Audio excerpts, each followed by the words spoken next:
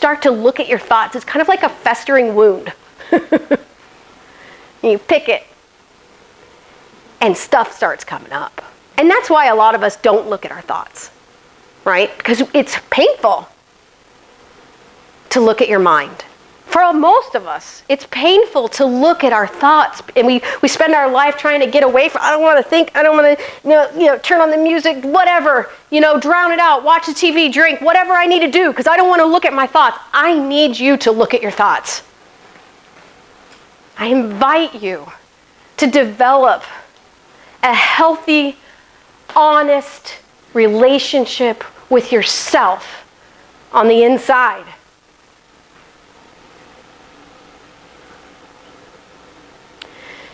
And the third thing that I want you to take away is to develop a relationship with nature. Know yourself as part of a great living system. You are never alone.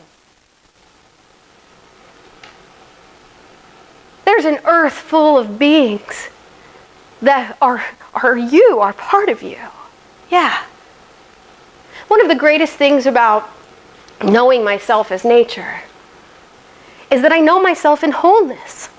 And God, what an amazing feeling after a lifetime of feeling fragmented and alone and suffering in my mind, is to know, oh my God, I'm part of something so big, so vast, universes, galaxies, maybe other Earths, who knows? But I'm part of that.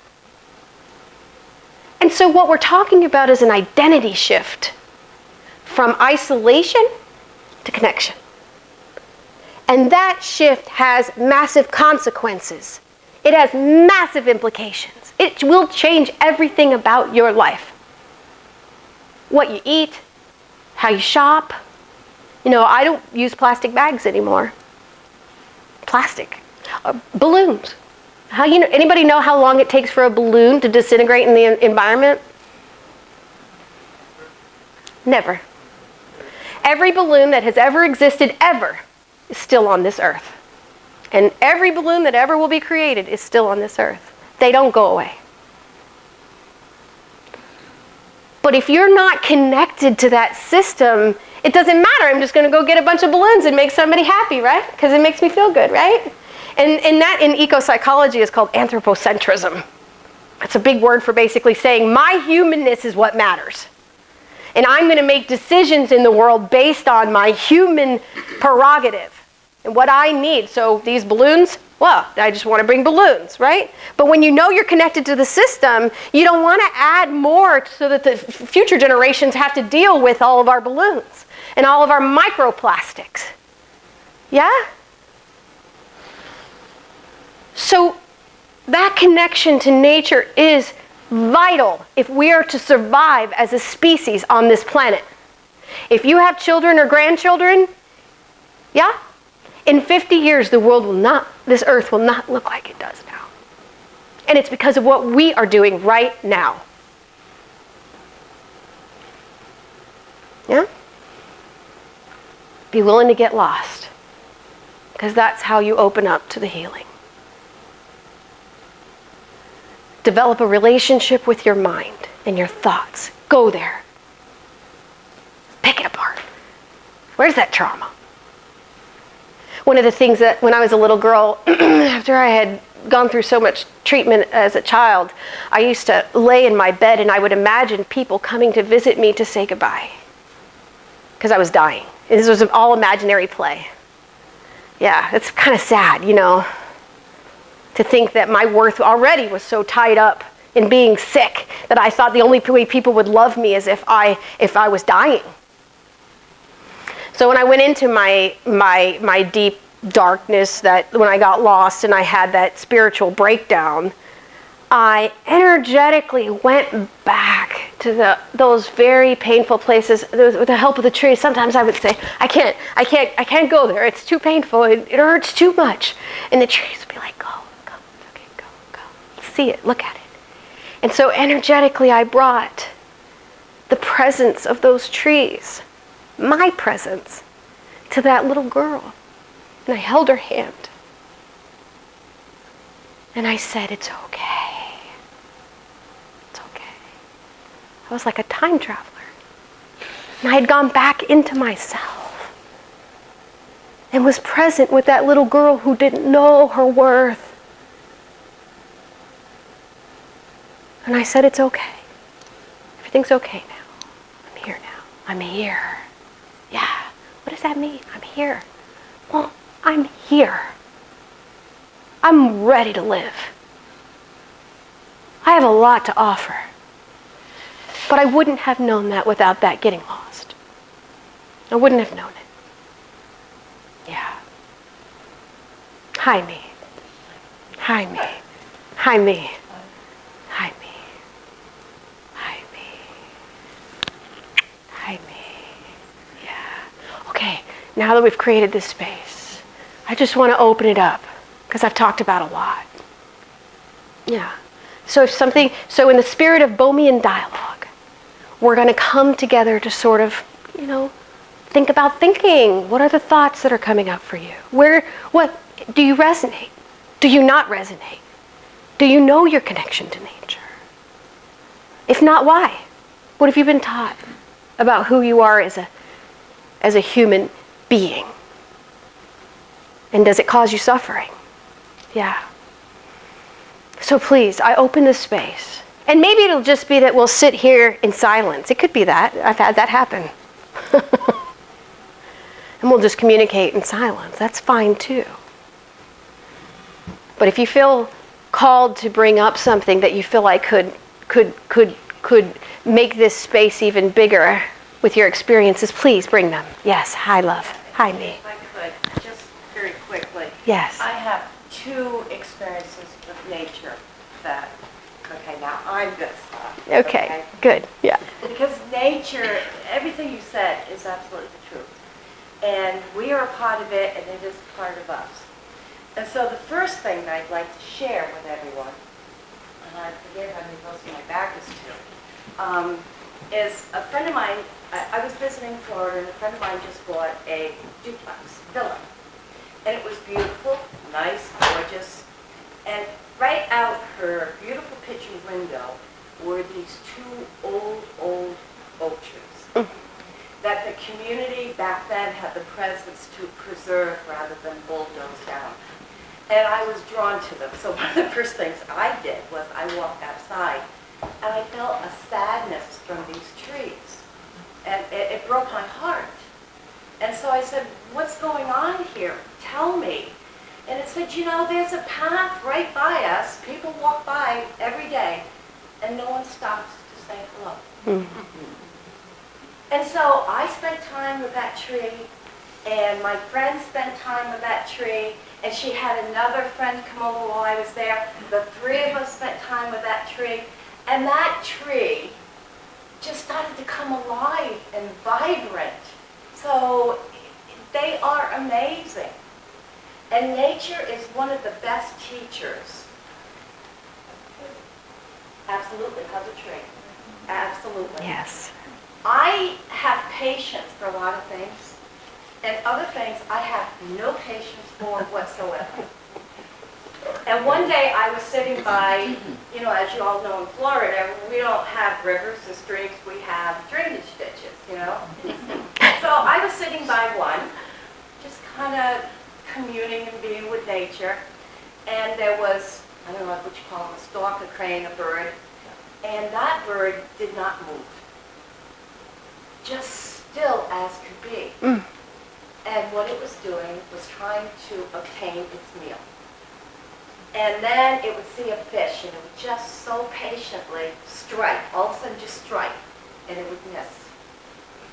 And then it would stand there again, and it would look like a statue. And it would be minutes, and it seemed like eternity would go by, but it was just minutes. And then it would strike again. And I said, if that bird can have that much patience to feed itself, Beautiful. then so can I have patience for what I don't find myself having patience. Beautiful. Thank you. So that's what I wanted to share.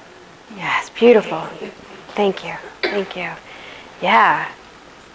Yeah, if you want to, I mean, nature's always teaching us mostly about resilience. You know, we as humans, we'll go in and create a new subdivision and wipe out the habitat of all the beings in that area, yeah? And a couple years later, what will you start to see? Things come back. Maybe new things, yeah? Because nature is we are extremely resilient. We are that exact same energy as that bird. Yeah, our minds can be just as precise, just as patient, just as dedicated. Yeah.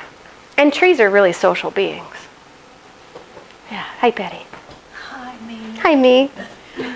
Yesterday I was telling you about the experience that Wanda and I had that woke us up. And Wanda wears, if I might say it, hearing aids.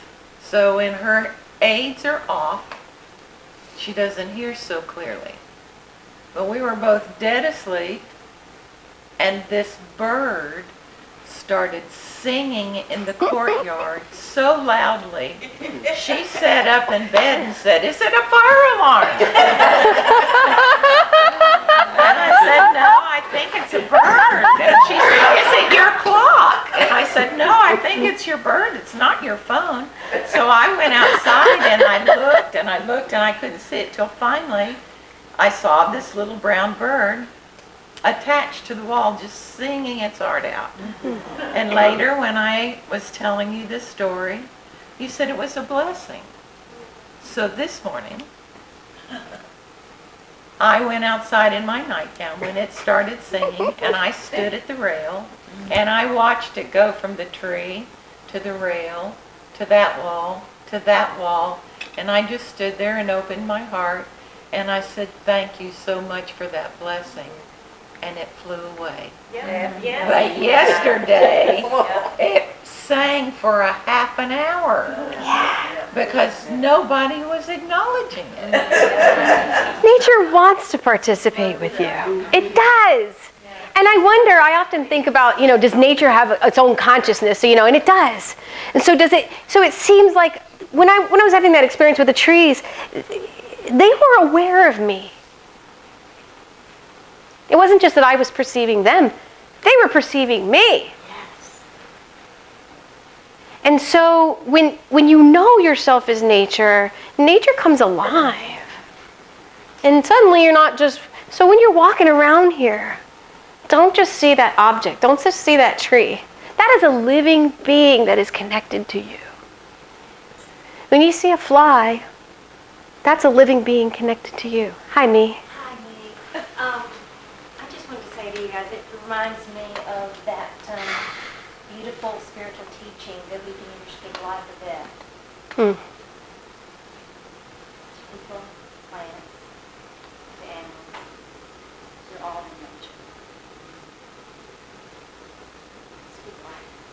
Speak life. Thank you, me. Hi, Joy. Hi, Joy. Hi. Hi, me. For me, there were so many meaningful coincidences. You had your operations and radiation treatment at Stanford University Hospital, and that's where I was diagnosed with lupus when I was pregnant with my little guy, my last little guy. And then when he was 3 years old, we had to cancel his third birthday party because I was getting very, very sick. Next thing I know, my friends are taking me to the little hospital in Santa Cruz, Dominican, and from there I'm air helicoptered to Stanford. And by this time I'm really out of it, and it was the only time I got to ride in a helicopter, so I was kind of upset later that I wasn't awake for that. But I was comatose and all kinds of things. The lupus was jumping from Oregon to Oregon, and my mother flew out, who's a lifetime bird watcher. She loves the birds. And the one doctor said to her, well, she has less than 5 days to live. And the other doctor said, frankly, I don't give her that long. And I was 33 at the time. So all these people, of course, were praying for me and everything. But when I suddenly did a turnaround and started to come back, and all these wonderful things were going on, my mom brought me out my little Bible that I had gotten in high school, and I kept going to the 91st Psalm. He shall give his angels charge over thee to keep thee safe. And I was like a newborn child. I was like you. I was awakened. And the nurses were watching General Hospital on no line, and they're working in ICU. And they're watching General Hospital. So I discovered, because we didn't have a TV when I was in Hawaii with our children, because we read to them every night. We were outdoors a lot. We didn't need a TV. So this was 1982. I discovered Mr. Rogers on TV. And I was like a 3-year-old or a 4-year-old. And I just couldn't get enough of Mr. Rogers. I loved him. And my mother brought, they weren't allowed to bring flowers while I was real sick. But finally, the violets bloomed in Santa Cruz. And they let her bring a few violets, and they taped them to my, whatever it was, my respirator or whatever. And so there were violets there. And I was looking at them, and everything from that time, I was totally awakened, and I prayed that I would live long enough to raise my little boy, who we had named Amir, because with the lupus he came a month and a half early. But he didn't have to be put in an incubator. He was over 5 pounds, so we called him Amir, short for a miracle. And so I prayed that I could live long enough till he was 18. And that was 1982. Wow. He's now 38, and I'm almost 69. And I'm very, very grateful. And the other meaningful coincidence was a very good friend of mine just did a talk at Seraphim Center in Gainesville on communing with the nature spirits. Good. And he said the same thing. The trees tell him messages, and he communicates every day on that level. It's beautiful. It's beautiful. There's a lot of research that shows that people who are in hospitals benefit tremendously quicker healing when nature, so a lot of times now you'll see healing gardens inside the hospital. Why is that? Because we are nature, yeah. And because we heal in nature. Yeah. 1 second. Yeah. Hi, Me. Hi, me. This will be quick, but I just wanted to let you know that I'm sitting here in profound gratitude and relief. I come from a very unique family and lineage of brilliant people, brilliant minds.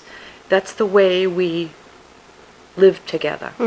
And I was always the odd man out, living in two worlds, having to live in that brilliant world, but also living in the other world. And I was fortunate because they had enough respect for me to accept the other part of me. Yeah. And it took me a very long time to know there was no other part That's right. of me. Beautiful. And so I'm sitting here listening to you talk about the space between the thoughts.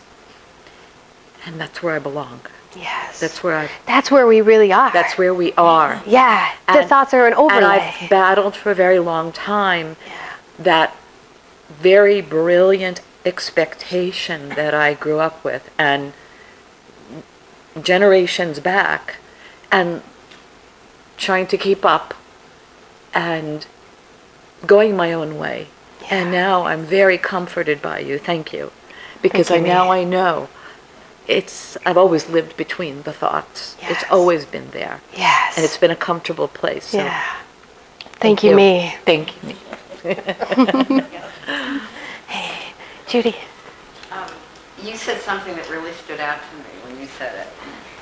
And that was, my thoughts are no different than those leaves on the tree. And when you first said it, towards the beginning of your talk, I thought, well, that's true metaphorically. And I thought, well, it's true energetically. Yeah. And I thought it's true echo-psychologically. I would like you to just say a little more about how you translate that experientially into self-help. That's a good question. Yeah, so for me personally, because my thoughts were so painful all the time, I only associated thinking with pain, right? My whole life, those thoughts had only been painful. I never had an experience of my thoughts as a leaf on a tree, as the same, it was thoughts, my sense of self is so isolated inside of me, and so one of the things that I feel is really important is just to experience, if your thoughts are painful, that's okay, go into it. But also when you have positive thoughts and good thoughts and thoughts that feel generative inside, go experience those too. Unfortunately, we're so focused on the negative suffering thoughts that we seem to overlook right over the thoughts that are creative. Yeah. And sometimes you have to tease that out, especially if you're like me, where your whole reality is literally consumed by painful thoughts. So you might have to really look for it. And that's, you may really have to look for that trueness. Because if you trace every thought back to its source, have you ever done that? Had a thought? Where did that thought come from? Who's having that thought?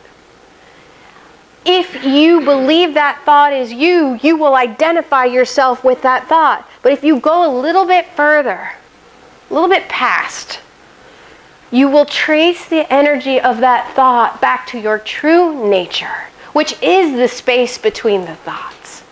You are not your thoughts. You are not your mind. You are the space that holds those thoughts. You are the reason those thoughts can even happen. Yeah? So I'm talking about a shift in identity. From isolation to, from, my thoughts are me and my thoughts are painful, to experiencing yourself as the space just below the thoughts. And as you begin to recognize those more and more, it will flourish. The space will become more obvious than the thought forms. So it's practice, it's praxis, it's work. I invite you to do the work and find that space. And know yourself as that space. Yeah. Hi, me. Hi, May. You've got 1 minute. Okay. Anything? Feeling good? Yes. So I'm just going to add to that a little, maybe it'll help. But we are surrounded, we basically live in a tree house. We well, trees. Yeah. And we're on the side of the hill, so when we're sitting in our top floor, we're looking at the trees. Surrounded by friends. Yeah. Yeah. And we have a big porch that goes out, screened-in porch. And during the summer, I can't tell you how many times I am laying that sofa surrounded by trees. And it's almost as if the thoughts stop. Yes. And I become one with the trees, so I can't, I was thinking about Judy's question. Yeah.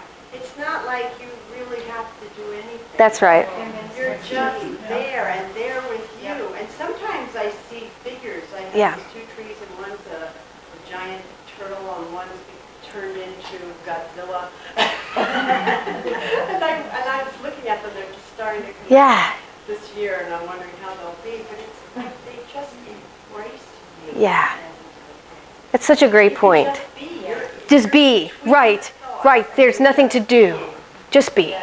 Yeah. That's what the trees invite from us. Just being. I have it tattooed on my arm shortly after that awakening. Yeah. Being. I'm just being. And that's enough. Yeah. I wanted to add one more thing that we've noticed this year. We have stink bugs that like to Yeah. chase us everywhere. Yeah, we do too. Mm-hmm. And when they first came in, it wasn't easy. So we would pick them up and carry them out. They would always stink in our hands. And we noticed this winter, they never send off their stinky smell in our hands anymore. And I think it was because we started to interact with them. Yeah. I'd see one walking up. Your feet are adorable. Perfect. Perfect. Perfect. They're not very Yes. good flyers. They're not great. No, they're not very smart bugs, I've noticed too. They're kind of like the dudes of the bug world. And Yeah. take me outside. There you go. It's just, we've built a relationship. When you participate with nature, you change it. And I think insects talk back to you. So Absolutely. you're very aware of it. Absolutely. Absolutely. Well, thank you. I want to thank you. Thank you. Thank you. Thank you. Thank you. Thank you. Thank you. Thank you. Thank you. Thank you. Thank you, me. Thank you. Have you Yay! ever considered doing a TED Talk? Oh, you think I should? Yes. I do.